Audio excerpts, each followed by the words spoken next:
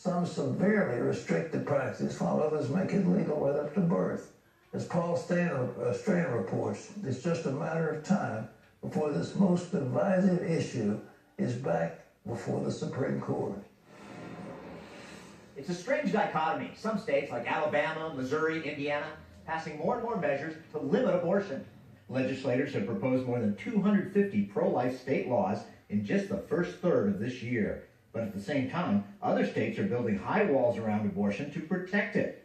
Mike Fichter, the head of Indiana's Right to Life, explains what's going on. At this point, with Justice Kavanaugh now sitting on the court, any abortion-related bill that percolates up before the full court could be a vehicle to overturn Roe v. Wade. Indiana lawmakers don't like to see their bills judged as unconstitutional, but if that means a Supreme Court hearing, it could be worth it. We do think that a lot of these protected pro-life laws will receive a more sympathetic hearing with today's court than they received previously. Kenneth Falk heads up the ACLU of Indiana. Clearly, there's a legislative strategy to push as many challenges to Roe and as many abortion restrictions as possible. Catholic University's Michael New says the percentage of Americans turning pro-life has gone up both in opinion and practice. Since 1980, the U.S. abortion rates declined by 50%.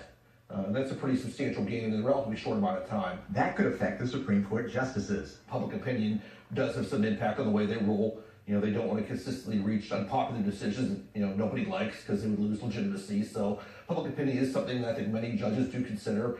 And I think that does bode well for the pro-life movement. Both sides of the abortion debate are realizing Roe v. Wade is going to topple. Sooner or later, it's going to topple. Some states seem in a panic that the Supreme Court might rule any abortions illegal. You have states like New York that are trying to get ahead of the curve to say, we don't care what happens with Roe v. Wade. We're going to keep abortion fully legal in this state. The Democratic Party has moved pretty aggressively to the left on these sanctity of life issues. And on the other side, we see really a surge in activism, especially in conservative states. It's all just building into this huge crescendo that's bringing this issue front and center. Constitutional law attorney Jenna Ellis points out Roe and the related case Planned Parenthood versus Casey didn't actually grant a right to abortion, but a right to make one's own healthcare choices.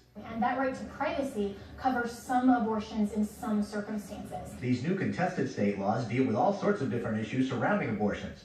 Can a baby be killed after its heartbeat can be detected? Other bills deal with when can the unborn feel pain? Is an embryo a person with a right to life that any other human enjoys?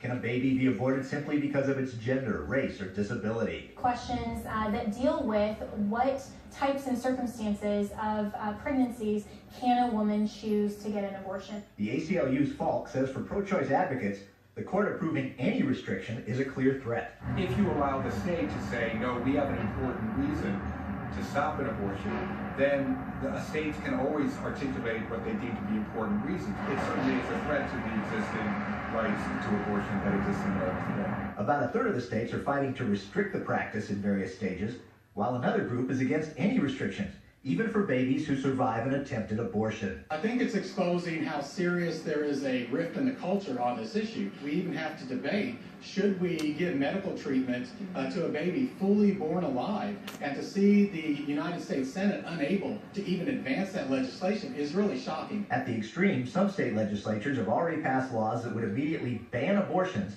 if the court reverses Roe v. Wade, while several others are doing the exact opposite.